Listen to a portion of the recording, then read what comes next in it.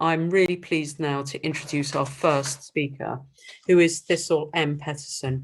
Thistle is a singer-songwriter, a preschool teacher, an eco-feminist, bicycle enthusiast, and community gardener living and working in Madison, Wisconsin, WI.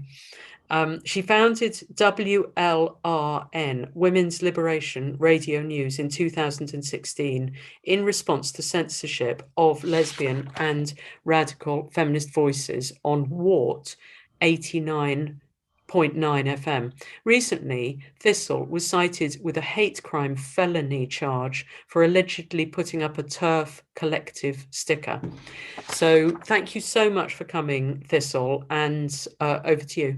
As mentioned in the introduction, I was cited with a disorderly conduct with a hate crime enhancement citation, a charge that was eventually dismissed in Madison last summer for allegedly putting a sticker up on a media box on State Street.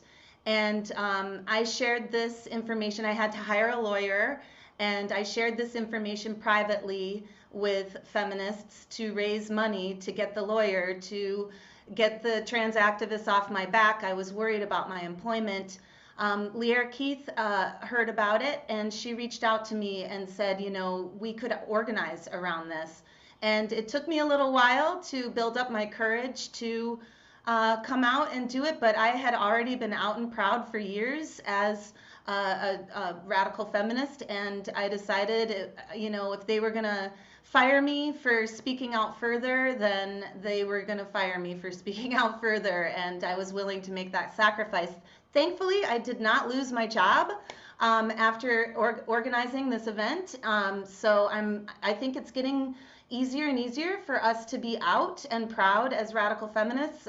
My boss actually, you know, she took me aside. I was so scared, and because she had heard about some of this stuff, and everything was fine. She's like, you know, you leave that outside the door. I'm not listed on the website, which is good for my protection and the protection of my employment. And it was great, you know, to find out that she was like, yeah, your time is your time. And you know, I actually kind of agree with you. So that was really awesome to have that experience, moving from fear into courage. And the name of the panel discussion was indeed Courage Calls to Courage, Feminists Speak in Solidarity. And then the name of the weekend of events was called Sisters for Sisters. And so there was a big emphasis on solidarity, on sisterhood, on being courageous, and coming out into the streets and turfing the town. So it was an ad hoc organizing committee, women from a variety of organizations. There was not one organization that was producing the events. WLRN was a part of it. In terms of the library talk, we live streamed that. And there wasn't any media, any mainstream media at all, which is so disappointing because I sent out various press releases. Carrie Bruss helped me to craft a really well thought out, beautiful press release. I sent out another press release that was focused more on the panel discussion, and no media paid any attention to it, so that was disappointing. But let's see, the whole thing was structured around a public library panel discussion.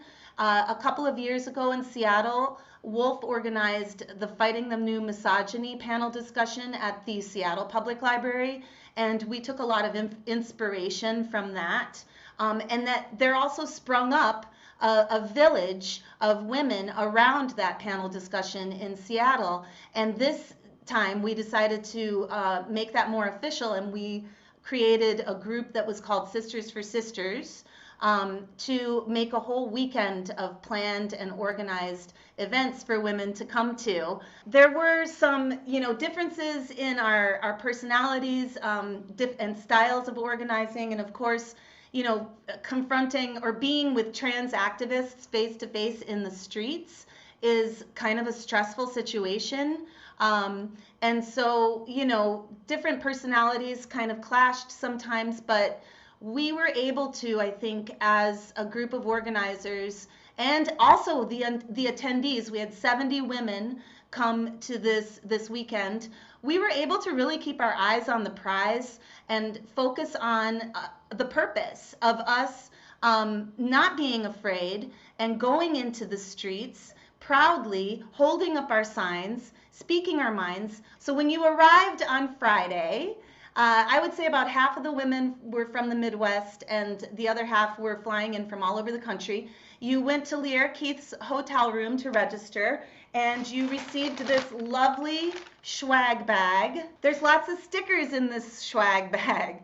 And this right here, look at this sticker. This is the sticker. It is the sticker that I allegedly put on the media box on State Street. So women, 70 women were given this swag bag. Here's a nice little WLRN shiny keychain.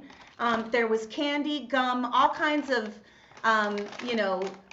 goods that you may need when you're out on the streets turfing the town. We also provided this lovely map of Madison with the Venus symbols on State Street and all around State Street, with a quote from, if you're a Harry Potter fan, you might recognize this quote. It says, "I solemnly swear that I am up to no good." And so this was our map for turfing the town.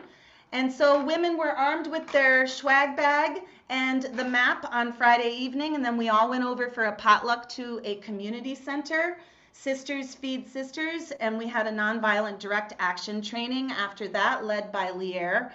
That was fantastic. It was so good to just get our fears out and also to hear the philosophy of what nonviolence is, that we were to remain calm as they yelled in our faces, and that we could use singing and chanting as a tactic to further unify and to keep them away from us, but that we were not going to react. And so we did all these role plays on Friday night, and that was very useful the next day, because the next day, Saturday morning, we got up and we turfed the town. The TERFs were let loose into Madison with their maps and with their stickers, and the results were documented in this beautiful slideshow that Beth Lowe, one of the organizers, put together and is available on the Sisters for Sisters YouTube channel. Of all the stickers that just appeared all over Madison, amongst the trans activist stickers. And I have to say, we had so many more than they did. They weren't up for that long. And I actually, the next day, on Monday, I was going down State Street on my bike, and I ran into the guy who was it was his job to scrape down all the stickers, and he was not happy. But anyway, so they turfed the town, the women turfed the town in the morning on Saturday, and then we all went to the library, the downtown library, for the panel discussion. And that's where the trans activists were waiting for the women standing in line. The speakers went through the back entrance into the library, and there were confrontations. The deprogrammer was there, Jenna DeQuarto from WLRN was there, and their technology, and I was really proud of what I saw, what they were doing. With Amy Souza was the anchor woman, and then Kay Yang was on the ground, and the video is fantastic. That's on the WLRN YouTube channel of that first confrontation with the trans activists outside of the library. And then somehow our information leaked that we were going to be doing a group photo. Actually, I don't think the trans activists knew about the Speaker's Corner. I had mentioned it in my press release to, various Madison media, but I don't know. The photo was leaked at the public library event.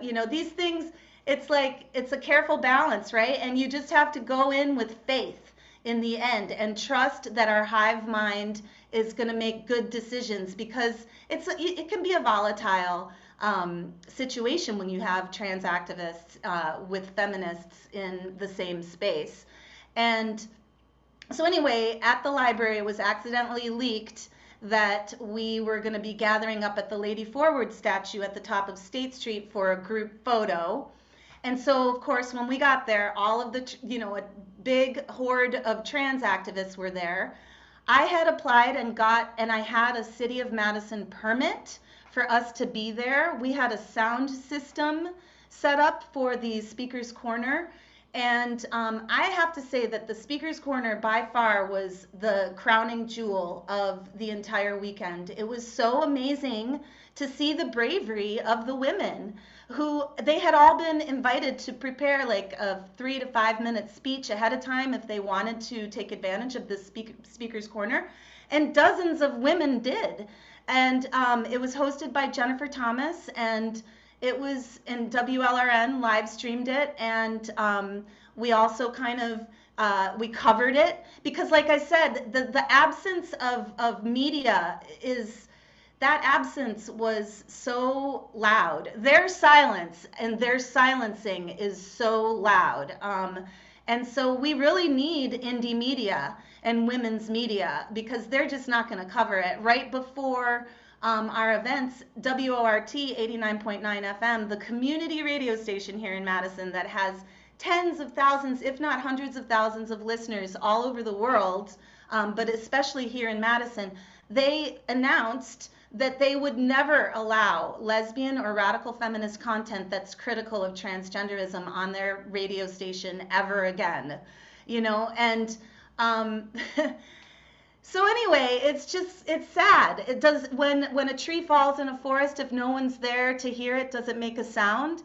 Yes, it does. It makes a sound. And we were there to hear it, but we've kind of got this echo chamber, you know, like a bubble in a way. And we were on the streets, and I just wish so much that there had been more media coverage.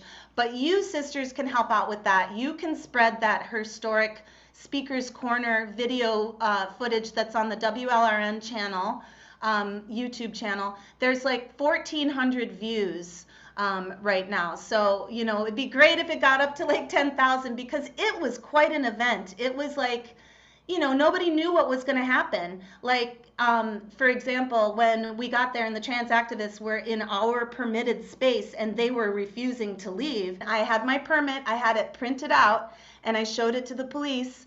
And you can hear Jenna recorded the conversation with the police, and it's just brilliant. There's like a minute-long clip of that conversation in the Speaker's Corner coverage, WLRN coverage. But they basically said that keeping the peace, which was them allowing the trans activists to be where we were supposed to be, was more important than the permit. And so we kind of like argued, but we, all three of us, we have street skills. And so we didn't let it escalate with the police, but we were challenging them, you know, to honor the permit. And they did not. And so then women were bold. And it was our space, right? And so somebody, I don't know who it was, but someone was like, hey, let's all get up on the steps and join arms. I don't know if we were arm in arm. I think we were arm in arm, or we were linked by our elbows, and we started singing, woman, adult human female woman, adult human female woman, adult human female. And we sang that, and it changed everything. And they weren't, the trans activists just, they were yelling, you know, trans women are women, and all this stuff behind us. But the song was just so powerful, and we just kept singing it and singing it and singing it at the top of our lungs. And then it was time for the Speaker's Corner, and it was just fascinating from like a sociological point of view to see how everyone behaved. And every, you know, there was some mixing and some mingling between the trans activists and the feminists, and conversations, and seeds were planted, and you know, and then there were passers-by, and they were curious, and it was a fantastic event. So after that, we had a dinner break, and then we had the variety show. And any woman in our village, our Sisters for Sisters village, was invited to get up and perform her poetry, her dance, her comedy. And so we had several performers, including Exo Lancic. She sang some songs. And Katie Jean from Femax News, she did some stand-up comedy. And I presented my new album, Spinning and Weaving, named after the book, the feminist anthology that Elizabeth Miller put out. She's been on the show to talk about that. It has a very beautiful little booklet with it, with a review of the album by Lear Keith and some of my doodles. And then It has 12 songs, and I got to present some of those songs and also offer my CD during the variety show portion of the weekend.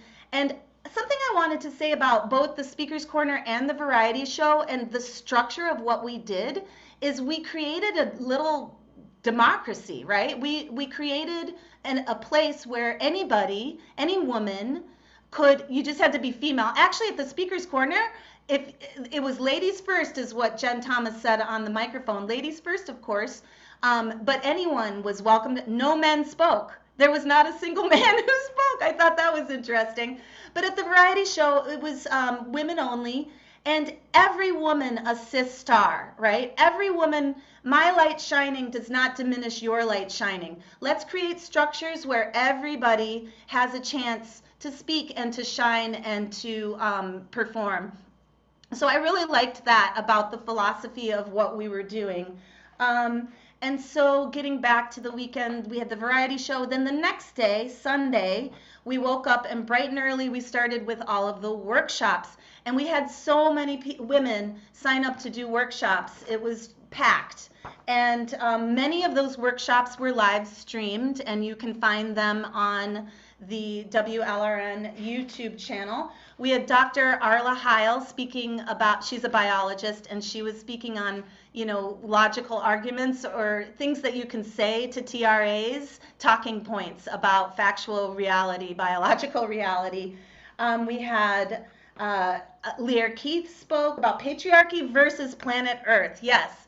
And Beth Stelzer was there, and she did an Ask Me Anything session that was really good.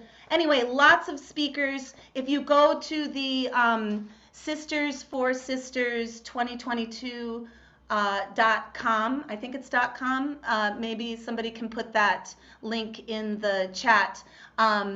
There on that website, the workshops are listed, and so you can look there. And then also, if you just go to the WLRN YouTube channel, you can see the workshops that happened on Sunday. And then we had a fire. We had a TERF fire, and I rode my bike there, and it was super windy, and it sparked up, and we had a remembrance for Peggy Lures, who is a lesbian feminist activist in America who recently died. And so we had a remembrance for her at the fire and for all of our beloved lost sisters at the fire. And then that was it. The weekend was over. It was really, really a beautiful weekend.